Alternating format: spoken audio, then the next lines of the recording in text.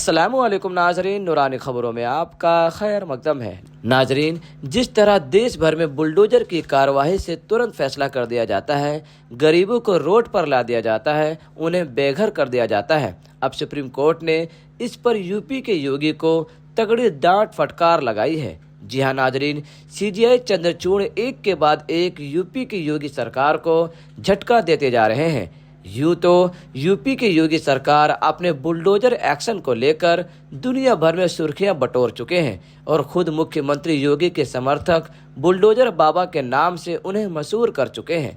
लेकिन अब योगी सरकार को बुलडोजर चलाना महंगा पड़ चुका है और तो और सरकार को कोर्ट में तगड़ी वाली फटकार भी पड़ी है।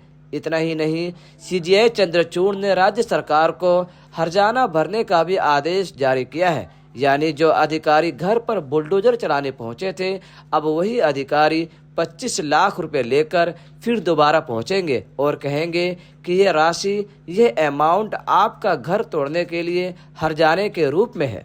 दरअसल यूपी के महाराजगंज जिले में सड़क चौड़ी करने के लिए यूपी सरकार ने कई घरों को बुलडोजर से तोड़ दिया था। अब इस बुलडोजर कार्यवाही को सुप्रीम कोर्ट ने सीजीआई पीठ ने अराजकता बताया है।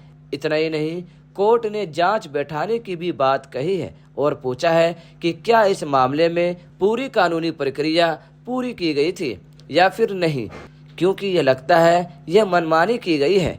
सुनवाई के दौरान सीजीआई चंद्रचूड़ ने सवाल पूछते हुए कहा कि आप कहते हैं कि वह 3.7 वर्ग मीटर का अतिक्रमण करता था, हम इसे सुन रहे हैं, लेकिन आप कोई प्रमाण पत्र नहीं दे रहे हैं। क्या इस तरह लोगों के घरों को कैसे तोड़ना शुरू कर सकते हैं? यह अराजकता है, किसी के घर में घुसना। यह पूरी तरह से मनमानी है। उचित प्रक्रिया का पालन कहाँ किया गया है? मेरे पास हलफनामा है जिसमें कहा गया है कि कोई नोटिस जारी नहीं किया गया था। आप केवल साइट पर गए थे और लोगों को सूचित किया था। हम इस मामले पर दंडात्मक मुआवजा देने की इच्छुक हो सकते हैं। क्या इससे न्याय का उद्देश्य पूरा होगा? सीजीआई ने आगे भी यूपी सरकार से तीखे सवाल पूछे हैं। उन्होंने कहा कि कितने घर तोड़े। इस पर राज्य सरकार की ओर से कहा गया 123 अवैध निर्माण थे। इस पर जस्टिस जेबी पार्थेबाला ने पूछा, आपके ये कहने का आधार क्या है कि यह अनाधिकृत था? आपने 1960 से आखिर किया क्या है? पिछले 50 साल से अब तक आप क्या कर रहे थे? बहुत अहंकार है। राज्य सरकार को आदेशों का सम्मान करना होगा। आप चुपचाप बैठे हैं और अधिकारियों के कार्यों की रक्षा कर रहे हैं। इतना ही नहीं, बल्कि सुप्रीम कोर्ट ने बुलडोजर चलवाने वाले अधिकारियों को संदेहात्मक तरीके से डांट लगाई है। कोर्ट की तरफ से कहा गया कि रोड चौड़ी करना तो सिर्फ एक बहाना प्रतीत होता है।